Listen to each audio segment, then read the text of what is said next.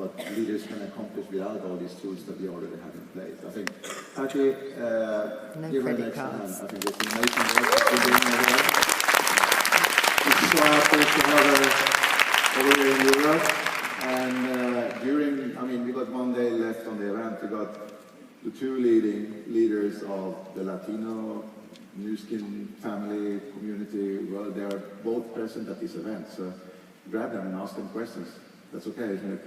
To find out a little bit more how it works. So if you have connections, we got many people from South America here in Europe. Not only here in Spain, but in Scandinavia, I know for sure. It's a lot of people from South America. In the UK, it's a lot of people as well. So connect to these people. There's a family and we work together. And we always, it's much easier when you have a face to something. So do that. We got Jonathan and Michelle as well from the US. I'm sure a lot of you is curious about how the business works in the US as well. And connect to people. That's why we are here. So, okay, next speaker. Really curious to hear from Michelle. I heard some amazing stories. Team Elite in 1 year, wasn't it? 1 year. 6 months. 6 months. 6 months. Okay, obviously she has something to teach the rest of us. Come on, Michelle. Welcome up on stage. Woo!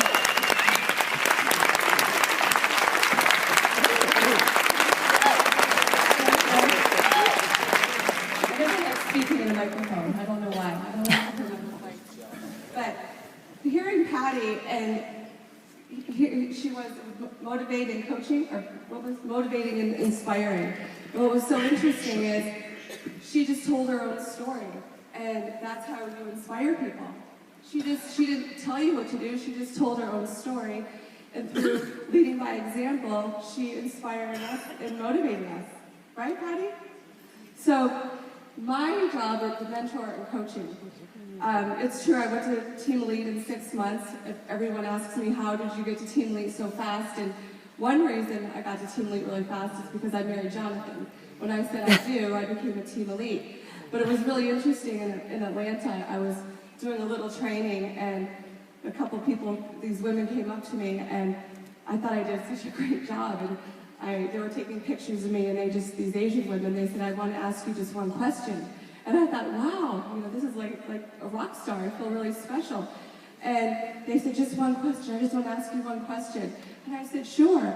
And in no time, there were, 10 turned into 30 people. And they said, okay, go ahead. We want to ask you. And I said, go ahead, ask me one question. And they said, how do you get Jonathan? I said, okay, I've got to do it on my own. I've got to be somebody like Patty Acosta, and if I'm going to sit down and try to inspire somebody, I've got to come up with my own story. So I sat on my kitchen counter in Atlanta, and I saw the next Team Elite trip was in Paris, France. And I said, wow, I want to be a part of that. Of course I was going to go because I was married to Jonathan. But yet that was ringing in my mind of people saying, well, she's only a Team Elite because she married Jonathan.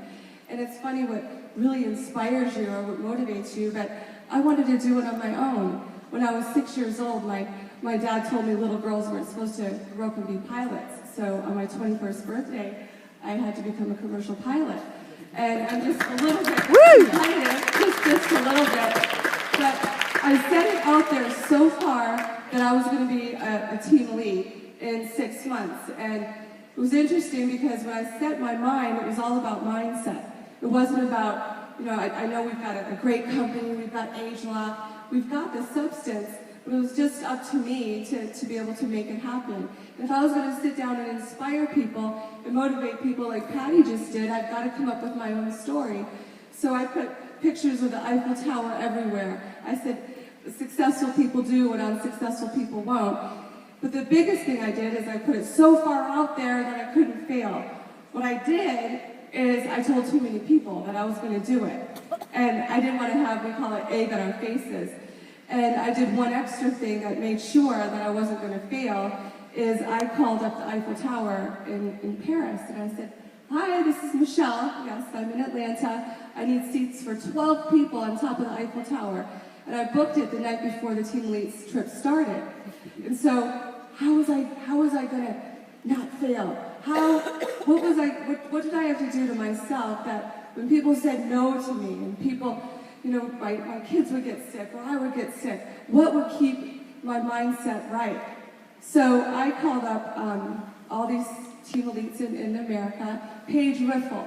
Paige Riffle is somebody that I admire, and she inspires me every day. And I called her up and I said, Paige, it's Michelle Hilbrich, Jonathan's wife? So I'm like, yeah, it's Jonathan's wife. I said, guess what? I made reservations on top of the Eiffel Tower the night before the Team Elite trip starts. And I want you to come because I'm going to be a Team Elite in 6 months. Well, Paige Riffle probably put the phone on mute and had a little laugh. And because how many times do people say they're going to do something and then not do it? Well, what Paige told me, and I remember the second where I was walking out of my daughter's bedroom, ready to go downstairs on the phone with Paige Riffle. And I told her about, here I was asking her to change her plane ticket, to have a $1,000 a night hotel room the night before the trip starts, because Nu Skin, of course, only pays on a Team Elite trip the night it starts, not the night before. So here I was asking her to spend all that money, and of course $1,000 for a dinner on top of the Eiffel Tower, and I was asking her to be a part of that, to be a part of my dream. And we like to say now, one team, one dream, 1 billion. And Paige knows the power of a good story, just like Patty's great story. So she said, after she probably laughed, you know what she said to me that kept me through those hard times? She says, Michelle, if you believe you can, you're right. And if you believe you can't, you're right again. So those times when my kids did get sick, and I would get sick, I would hear Paige believing in me. If you believe you can, you're right. And that kept me through. And so the night when I was on top of the Eiffel Tower with Karen Johnson and the Ritters and a lot of the other American Team Elites, I said, oh my gosh, I did it. But along the way, what I wanted to do is I wanted to, like they were talking about, become a leader of leaders. One thing that I do about mentoring and coaching is people saw me. They saw me unplug my television. They saw me working when I was so tired that my skin hurt. There was one night when I thought I had done enough, and I read enough books and mentoring, and to know that really, really successful people, it always comes right when everybody else thinks they did enough. When they think, oh, I've talked to enough people today, I've done it, and then they talk themselves into stopping for the night. So there was one night in particular, Jonathan was off working in London, and I had the Eiffel Tower pictures everywhere. I had commitments, like I said, from Paige Riffle to meet me on top of the Eiffel Tower, and I thought I did enough that day. I thought I did enough, and I was drawing my bath. I lit a candle, just thinking how great it was to have a minute alone in the bath, and I was going to go to sleep. It was raining, freezing rain outside in Atlanta, and I just thought, gosh, I was patting myself on the back saying, you did such a great job today, Michelle. And somebody called me and said, Michelle, oh my gosh, I've got somebody you've got to meet, this great guy. Oh my gosh, you have to come out. And I was looking outside and already telling myself, no, I've done enough. And they said, no, Michelle, you have to come. And I saw in my bathroom mirror, if it's meant to be, it's up to me. And I saw the Eiffel Tower. And I saw the saying, another one I had on my door. I had them everywhere, didn't I, Jonathan? I looked like a crazy person, but to remind me all the time, successful people do what unsuccessful people won't. And so many people I realized that would say, no, I did enough. And I said, darn it, I've got to do it. I've got to lead by example. I can never ask somebody to do something that I wasn't willing to do myself. So with my skin hurting and being tired, I put my clothes back on, and I drove in freezing rain that night down to Atlanta, about an hour away in the traffic, at 9 o'clock at night, and I walked in, and it was about 8 o'clock at night, and I met somebody that literally has changed my life. I can't imagine our team without him. He flies helicopters upside down. He was a retired Army colonel, and so I had that in common with him. And I was just starting my journey. And I like to say it's not what you say, thank goodness, because I'm not very, very technical, but it's how you say it. I spoke with conviction. I slammed my hand on the table. I said, I don't know everything, but darn it, there's nothing happening hardly in the United States. Let's go out and create something incredible. And he heard the conviction in my voice, and I wanted it so badly. I wanted financial freedom. And I joked with him, I said, I'm a pilot, and I didn't even know helicopters could fly upside down. And I connected with him. I really connected with him. But I know somebody that recruited Jonathan. He's a retired colonel in the Marines. And so under the table, I said, SOS, I need a three-way call. And I didn't want it to make it all about me. And so I just happened to see my phone ringing. Oh my gosh, what a coincidence. I've got the ex-colonel calling me. And I said, Colonel to Colonel. And they just had, and John Whitaker said, the guy Skip asked John Whitaker, is this real? See, I connected two people that were relatable. Like I don't have that much in common with a retired Army colonel, but yet I put him in touch with somebody that he did have something in common with. And he said, yeah, it's real. And so the guy asked me, okay, what do I do now? I said, well, I don't know much about the compensation plan. I'm just starting, but I'm going to the top. Again, slammed my hand on the table, spoke with conviction. I said, the first thing you have to do is become an executive. And then you become an executive maker, and the more executives we have, the more money we're going to make. He goes, okay, how do I get to executive? I said, you got to get to 4,500, and you've got a whole month to do it. I didn't tell him that we had really 3 to 4 months, because I got out in freezing rain in Atlanta, Georgia, and it was the end of February, and at 8 o'clock at night, the last month of February, so he just automatically thought, oh my goodness, we have a whole month. And I said, no, we have until midnight. It's the end of the month, this month. And I said, we've got lots of time. It was how I positioned it. And he said, okay. And he gave me his American Express card. He goes, put the whole thing on it. I said, well, I'd like to, but that's sort of cheating. I said, that's not very duplicatable. They're telling me in this business that you've got to become very duplicatable. And I said, that's not duplicatable. And his date that night was somebody that had a PhD in education. So he goes, well, talk to her. So I did the same thing with her. I said, damn it, darn it. We're going to the top of this company. We're going to do it. And it was the conviction. So she says, what do I have to do? I said, you got to do a business builder package. She says, okay, I'm in. We just went around the table calling people. And by midnight, because I said we had until midnight, we actually had until 2 a.m. because Utah Mountain Time is 2 hours earlier. We really had until 2 a.m., but I was really tired. So I positioned it that we've got lots of time. We've got until midnight. Well, in the next 3.5 hours, he got to 4,500, and he became executive. So, because I positioned it. He didn't know that I had a flip chart. It said 3 to 4 months. If I would have told him we had 3 or 4 months, he would have done 3 to 4 months. And that's what I've just done, with my team. I don't tell people.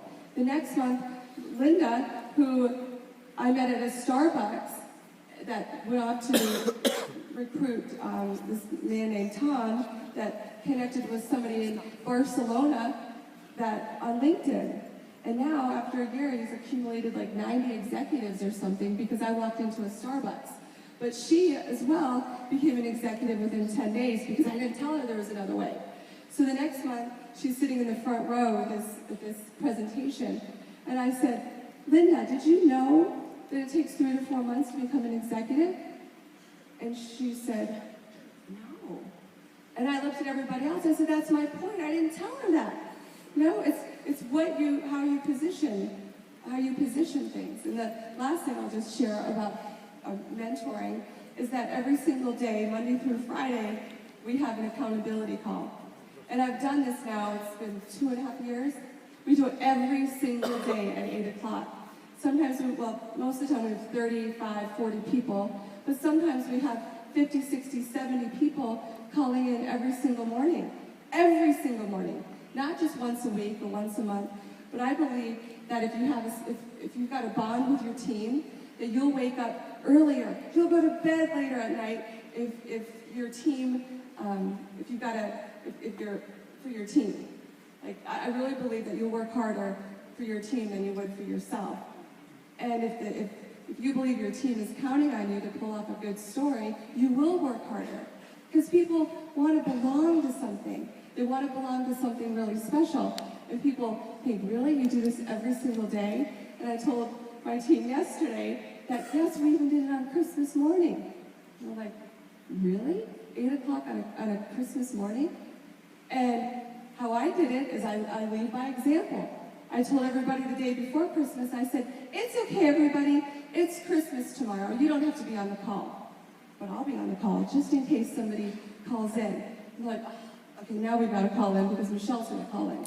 So that morning, I think we had 65 people on the call. And what I do is I don't want to make it all about me. So I take a couple people every single day. Like on Monday morning, I have somebody intro the call, 5 or 6 minutes, and then they turn it off to Michelle. And then I do my Michelle cheerleader thing and get everybody focused on their goals. And then I lead by example, and I say, I'm a team elite, I'm a chief ambassador with Nourish the Children, I'm at 2,600 points. Linda, and I have 10 people that state their volumes every single day. They got to state their volumes every single day to the whole team and all the people listening in. And that's pretty scary. I mean, it's scary to be able to have to do that every single day. But in particular, on Christmas morning, I was going through the roll call, 10 people stating their volumes, and I was talking about, you guys, I know this is crazy, it's Christmas morning, but I promise you, give me 3 to 5 years, it'll be Christmas every single day. Heck, it'll be New Year's Eve, 3 times every week. Stay with me, stay in the game, stay focused, stay focused. Oh my gosh, we're so lucky. Age lock. Dr. Joe Chang is like our personal Santa Claus. And they're like, yes, Joe Chang's our Santa Claus. And they were going through the roll call. Halfway through the roll call, I said, guess what, you guys? Guess what? We are so lucky. We've all agreed that Dr. Joe Chang is our Santa Claus of New Skin. Yes, Michelle, that's true. And I said, well, guess what? Merry Christmas, Dr. Joe Chang. And guess what? Dr. Joe Chang says, Merry Christmas, Michelle and the team. And he says, Michelle, you're like the only person that would get me up at 5 o'clock in the morning on a Christmas morning. Oh, wow. Oh my gosh. And I like to make it fun. Here's Dr. Joe Chang getting up at 5 o'clock in the morning on Christmas morning to be a part of my team. Now, I believe you create that environment that other people are afraid not to be a part of. Like, I don't go in really deep into the science. I don't go deep into the compensation plan, but what I do well is I create an environment that people want to be a part of it. They can see where they're going. They can see that they're going to go with a team somewhere. And we just keep leading them. No, you're going this way. And make it fun. So people remember this, and they just can't believe that I actually did this. And this is a part about making it fun. I had Dr. Joe Chang, captive audience on a Christmas morning. And I said, I know, Dr. Joe Chang, you're one of the most sought-out scientists in the world. We just so appreciate what you've done. You've made it like a Sunday of Christmas every single day. But I've got to ask you this really, really, really important question, Dr. Joe Chang. He goes, Michelle, for you, anything. I said, well, gosh, I know everybody's wondering. It's 5 o'clock in the morning. The snow's coming down in Provo, Utah. And you're sitting by your Christmas tree, but we got to ask you one question. Everyone's waiting to hear what question I was going to ask. I said, what kind of pajamas does Dr. Joe Chang wear on a Christmas morning? And I was like, oh my gosh. And he just had a laugh about it. But in closing, I just want to say that that's what we do. People just, to lead by example, to be able to tell your own story. Never, ever ask somebody to do something that you're not willing to do yourself. And I just learned a lot from Patty, being able to tell your own story. That is mentoring, that is coaching, that is inspiring. To be able to tell somebody else's story is incredible. But to work hard and to create your own story is incredible. And after every call, on the generous call, or any call that I do, I always say, everybody on my team knows me, for saying, let's go out and make our show the biggest show on earth. Thank you. Woo!